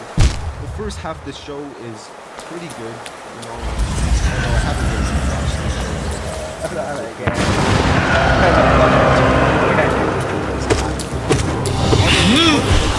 this shit was going in this direction is when they introduced and then aren't you like 17 years old? What's going on in this show? Then obviously the straw that broke the camel's back was the Iron King, where Kirito's harem grows to include his 15-year-old sister. I was actually curious if Kirito was a minor attracted person who himself is not a minor. And to my surprise, this kid is 14 years old. Oh shit, this kid is a oh shit. Dead Mountain Deathplay is a Christmas time that involves a lot of twists and turns, with a lot of them I actually never expected. It's edgy, it's gory, it has some pretty decent writing, and honestly, I don't want to give away anything about the show because it's really good. So I'll just leave it at that. And that ends off the shows that I consider to be just okay. But now we end to the shows that I genuinely think ends on the vibe. Anyway, these shows are just The Dungeon has a protagonist who would unironically call himself an entrepreneur for buying like a stick before it was off. He's a pretty wealthy dude and makes us kind of dislike him as he monologues about how he's a big-time landlord and giggling about how he'll never have to work a living in his life. Then he gets transported into a more unforgiving world where grinding back to the top is less easy. Although, as it turns out, through undeniable manipulation and a gross violation of labor laws, he fucking hypnotizes the poor souls basically into slavery. And he rises through to the top by being a deplorable human being. It's actually kind of funny, to be honest, and it's kind of more than just a comedy. I would say it's kind of, you know, a critique on capitalism and all that jazz. But all around, it was just entertaining. Soul Miss Spider, So What, is absolutely carried by the main character. She's a joy to watch on screen, and is not a goon or loser who immediately knows that she's been isekai. I really like the contrast between the human classmates reincarnates and the Spider-Man character. And the progression with the main character's spider skills is a power fantasy done right. She doesn't go from level 1 to max in 2 episodes. It takes time. Honestly, the only thing keeping this back from being higher up is the CGI. They had to cover it. Drifters is insane. A number of historical Japanese people from the Edo period were reincarnated into a fantasy world. And I cannot lie, I've heard of like zero these historical figures. If their name isn't George Washington, then I don't know. But it probably offers a more enhanced experience if you actually knew the references probably. Because this premise is really cool. The style is really cool. It's something I noticed on really cool. It's got a dark, gritty tone that I swear to God felt really familiar. So I looked it up and found out it was made by the same guy who made Housing. So now, honestly, I could describe more of the plot and yap and fap about it. But honestly, if you like what you're seeing on screen right now, just give it a watch. As a reincarnated aristocrat, I'll use my appraisal skill to rise in this world. It is a pretty well-executed slime guy inspired work. I feel like there's been a recent influx of shows where the power scale of the protagonist where the people the main character surrounds themselves with being more important than anything else. I mean, hell, We Monster and this anime were airing simultaneously. And I'm not complaining about this rise of this specific trope, because to be completely frank, there are a million of different worse routes the isekai genre. So this isekai is about some dude that gets reincarnated into a body of an heir of the lordship of a small domain. And he was born with an appraisal skill, which allows him to see the underlying potential that each human has before him. And through this power he pursues to create a strong domain with strong connection that'll be able to defend himself in an inevitable world. Basically, this is the network of isekai. And I think the best part about it is its characters, who are mostly just enjoyable to see on screen.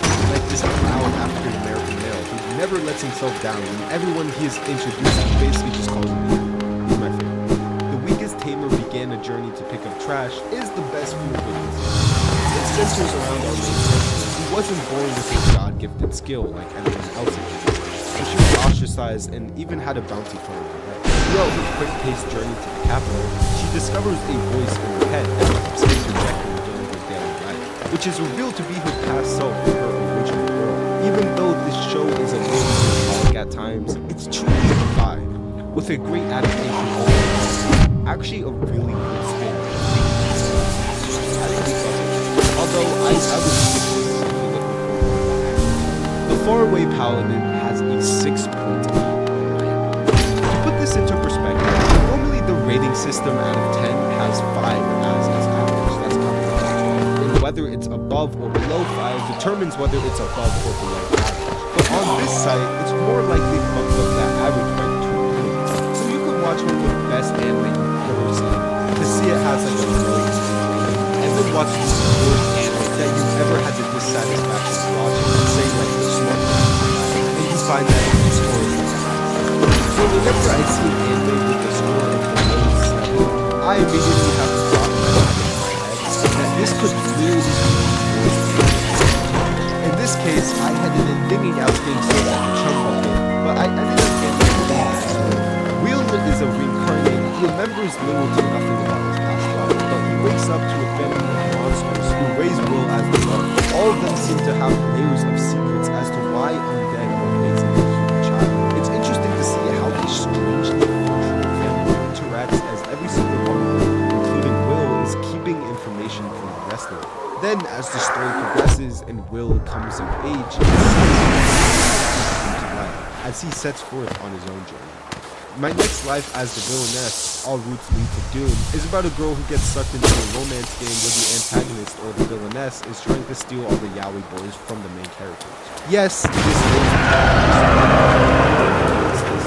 the writing is very well done, and all the characters have good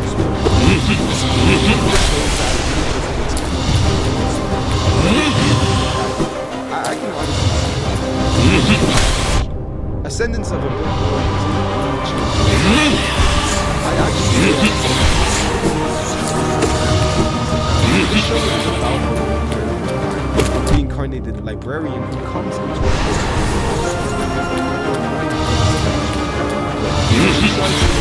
where books are more easily accessible. It doesn't need to be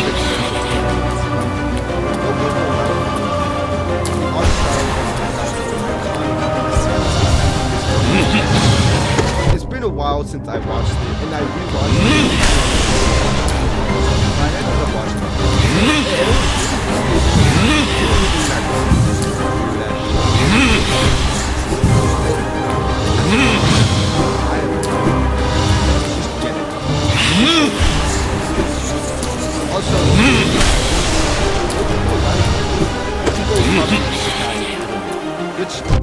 interesting.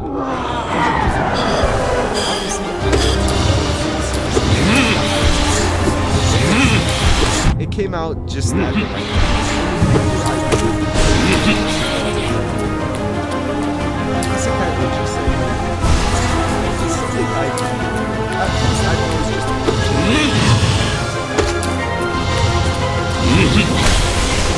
no, this is actually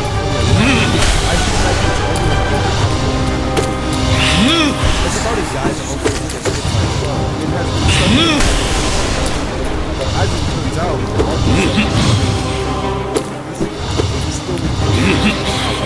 so they make the obvious decision to start a YouTube channel and make that bad.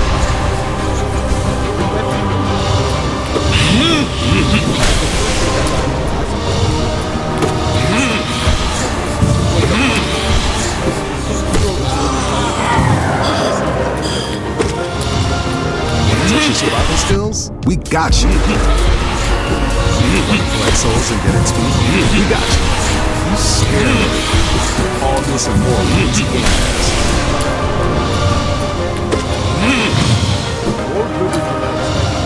This has all the signs of a successful show. It has pretty good production. Pretty much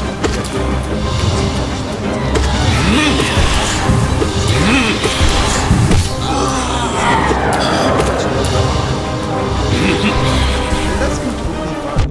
Expected humor can still be funny. In this case, Overlord is the show that to me was the most okay.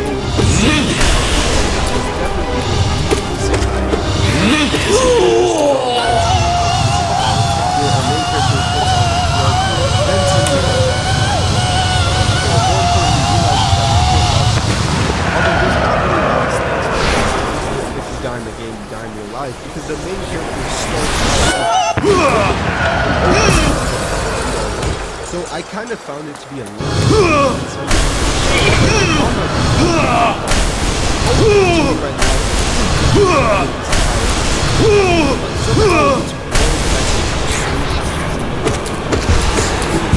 it's so much and the building persona of that main character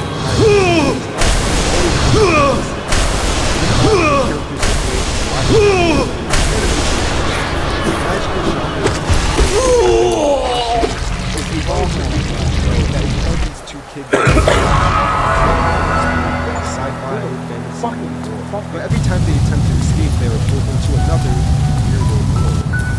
Although it's every world is just a reflection of their own world. It's just that it takes up a foreign perspective. This one has a crazy cool concept. I wouldn't recommend it to die-hard Power Fantasy fans, but for the real ones, y'all should hop on. Tenko no Escaflowne was something I wasn't because it's real. That's it. It's a me thing, not a you thing. I personally would rather watch a terrible modern isekai than just an open. Just because these new shows are usually more brain-rotting, and for the most part, the older shows, even if they're bad, still take themselves seriously. Although Escaflowne is pretty good, I think the show actively dreading the experience because it came out feeling pretty refreshed. Like, it's easy to forget how different isekai stories were usually told by instead of a power fantasy harem, this is a low fantasy epic with boring kingdoms and complex politics. And non-harem romance. The 12 Kingdoms is also a Korean show coming out back in 2002. The good old days. Just kidding. I wasn't even existing now. It's a very interesting long-running epic where this random high school girl is visited by some mysterious blonde dude. Then bam, she's the rightful heir to one of the 12 kingdoms in this fantasy world. The best part of the show is how descriptive it is with all the kingdoms, politics, independence, and even philosophy. Very clear that the get realistic. And in this it's always cool to see how this in this time period progress without the major precedents of the genre. Iroboku, Welcome to Demon School, is slapping. Maybe because the questionable budget or whatever limitations the studio working on this obviously had, or maybe it's, you know what? No, that's definitely one of the shows. Because honestly, it's so he's always being taken advantage of. Eventually it gets gets so bad that his parents literally sell his soul to him. But the demon that purchased his soul actually turns out to be a pretty cool guy who just wants a grandson. So then he gets taken to the demon world to attend high school, where it turns out that his demon grandfather is the principal of the said school. And also, Irma is the only human in that school filled with demons who consider humans as an exquisite delicacy. It's extremely easy to see how something like a setup like this can make for some great laughs. Like Irma having to sing in the school anthem, which is literally about how humans' only purpose in this world is to serve as food for humankind. Yes, Miss Kobayashi's Dragon Maid is an isekai. It's a dragon coming to Japan to live with all the rest of its sisters. It sounds like an isekai to me. Regarding the actual quality of the show, I have but one view. Not enough clip to make the cut? Now just drag and extend your tracks to add frames, lengthen ambient audio, and avoid awkward cuts. Try Generative Extend in Premiere Pro Beta now. And never miss a beat. Kyoto Animations. They just don't miss. I love everything that this studio touches, and Dragon Maid is an isekai. I remember a while back the dub of the show.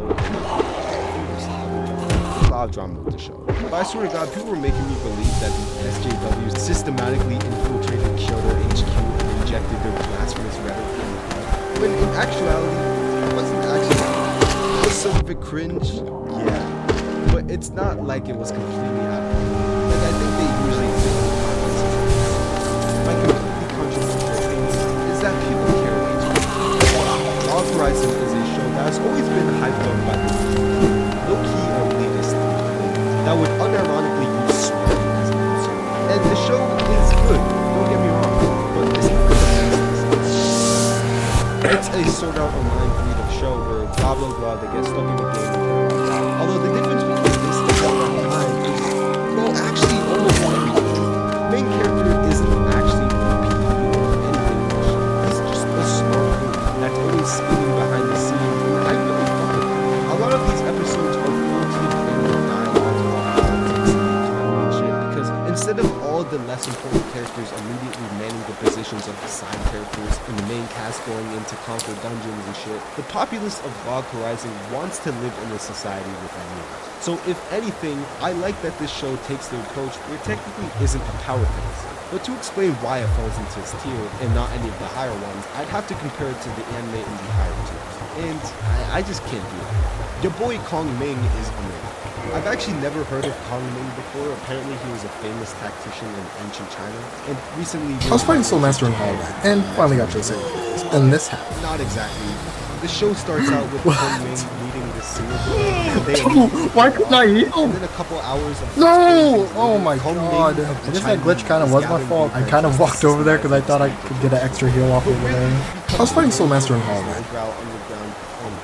And if that doesn't seem interesting enough, I feel like this show doesn't even need to try to. From the fact that he literally thought he got sent straight down to hell because he spawned in on Halloween in the middle of Shibuya. To his job. How to easily beat Soul Master. Soul Master has 4 unique attacks. One, where he dashes across the entire arena, just jump over, then dodge. The orb attack, wait until it gets close to you, then jump over. The rotating orb attack, just jump, but not too high, since he could hit you. And finally, the slam attack, dodge away, then jump over the shockwave. But if he does a fake dive, dodge twice, and then jump. Heal after the rotating orb, and when he's staggered. Okay, now it's phase 2. He will constantly dive at you, so just continuously dodge away, then use your orbs, which are dodged the same way as the first phase. You can heal when he starts the orb attack, then dodge the orbs to deal damage. How to easily beat Soul Master. Soul Master has 4 unique attacks. One, where he dashes across the entire arena, just jump over, then dodge. The orb attack, wait until it gets close to you, then jump over. The rotating orb attack, just jump, but not too high, since he could hit you. And finally, the slam attack, dodge away, then jump over the shockwave. But if he does a fake dive, dodge twice, and then jump. Heal after the rotating orb, and when he staggers. Okay, now it's phase 2. He will constantly dive at you, so just continuously dodge away, then use your orbs, which are dodged the same way as the first phase. You can heal when he starts the orb attack, then dodge the orbs to deal damage. How to easily beat Soul Master. Soul Master has 4... And if your first thought is to think I'm exaggerating or... The Soul Tyrant, the much more powerful variant of the Soul Master fought in the dreams of his corpse. And now today, we're going to see how many deaths it takes to defeat him. The Soul Tyrant is much like his non-dream counterpart, but with some slight alterations. The slam attack now produces larger and faster waves, the clock attack now has 6 orbs instead of 4, and everything else is just generally faster. One useful trick if you end up on low health and have extra soul, before the Soul Master begins the second phase, there will be enough floor on the left-hand side of the map to stay and heal before jumping down. In the second phase, the slam impacts are much larger.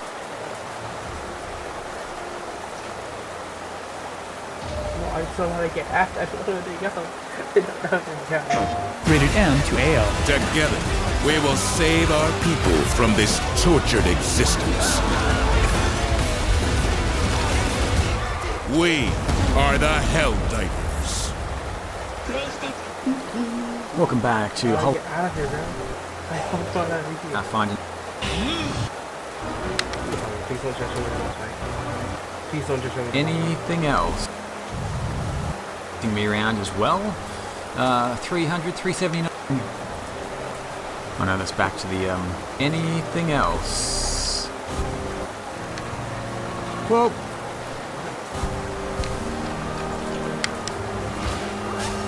Shit, that's what you do.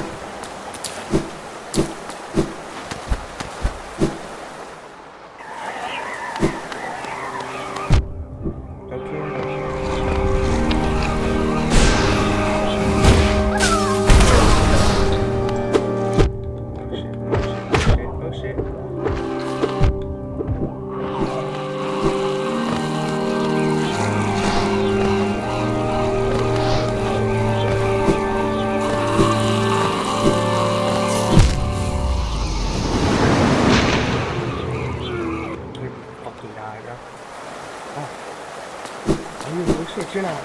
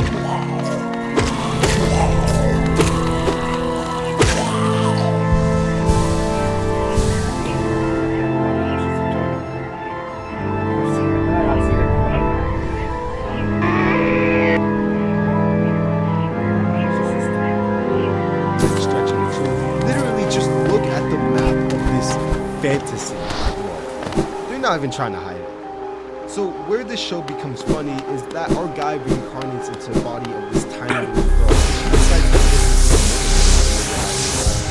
And this 7-year-old girl climbs the ranks of this fascist militaristic meritocracy, and you'll have some scenes where this child, who should be slurping on one of those colorful, swirly lollipops, will be calling new recruits worthless scumbags, and then giving speeches on how they need to honor their fatherland by slaughtering their enemies and making fortresses out of their bodies. Like, this shit will definitely happen. Otherwise, I gotta give this show props for being one of the most...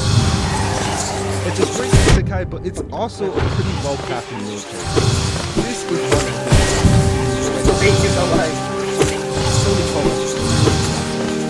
Now and then... Just die! Oh my god.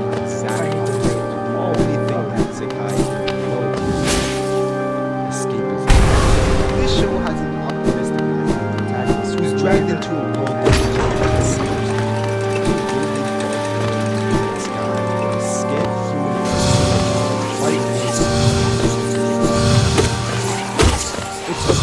a deep the isekai genre that is not just but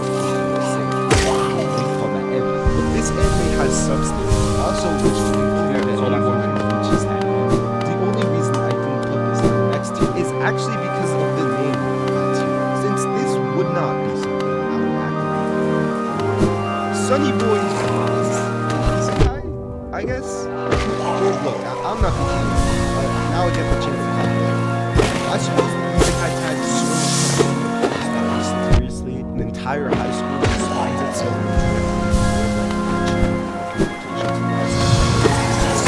also mysteriously, certain students gain superpowers, which range from the very collapse of reality to telekinesis. So this show is about the Let me spray it.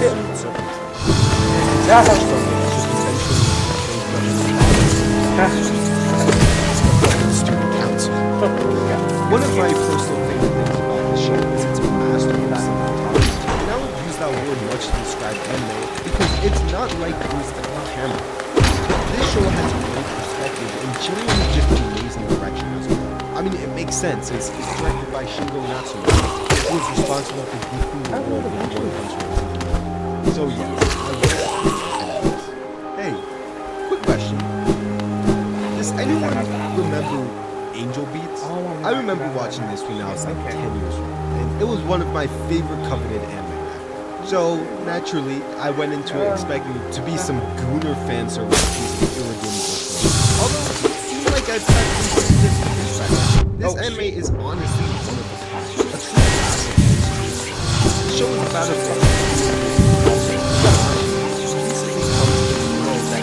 is the afterlife. All the kids in this world join together in opposition against the mysterious angels sent by God. A ton of people that come here to see the Otonashi have amnesia, and throughout the show, their memories start slipping back into consciousness.